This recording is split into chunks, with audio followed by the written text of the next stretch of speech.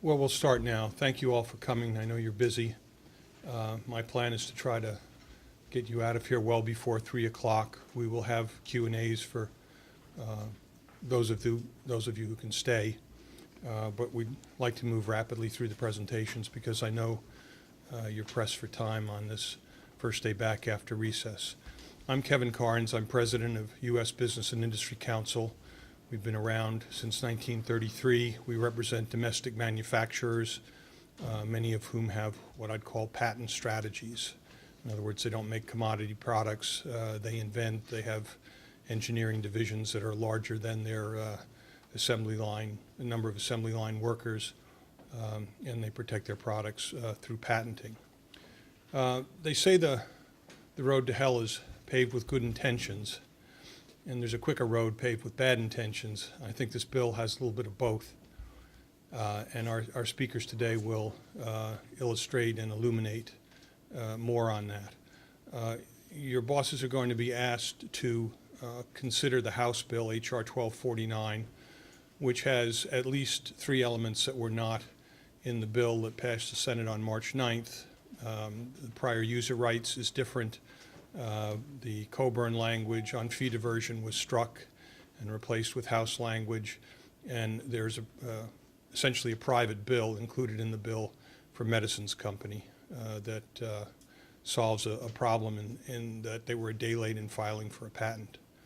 The Senate also did not consider, I think, in depth in any way, Section 18, the so-called Schumer Amendment, an amendment that favors Wall Street banks, and I hope that gets some attention this time around.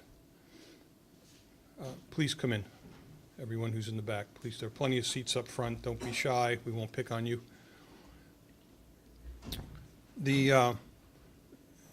Each person here is speaking for himself.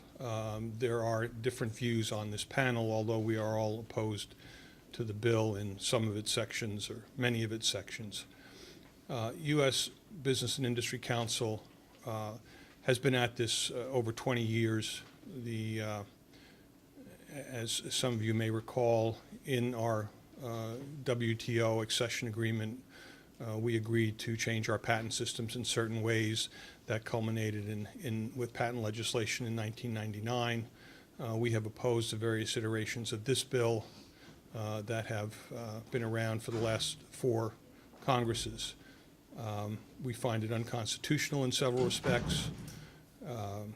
We find it especially disruptive to small entity inventors, individual inventors.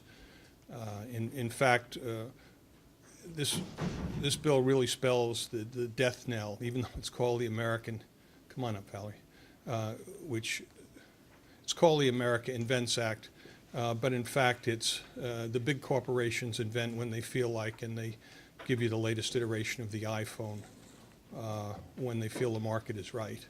It's going to be the end of the road for many small entity individual inventors and the angel capitalists and the venture capitalists who are represented here today that invest in them.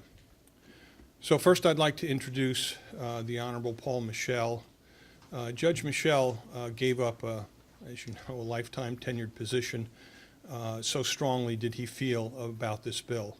He was, for many years, the chief judge of, the chief judge on the Court of Appeals for the Federal Circuit, which is the nation's highest patent court, if you will. He's heard thousands of cases. He's written hundreds of opinions. And so strongly did he feel about this bill that rather than remaining on the bench, he resigned to speak out against it. So, Judge Michel, we admire what you've done, and we look forward to learning from you today.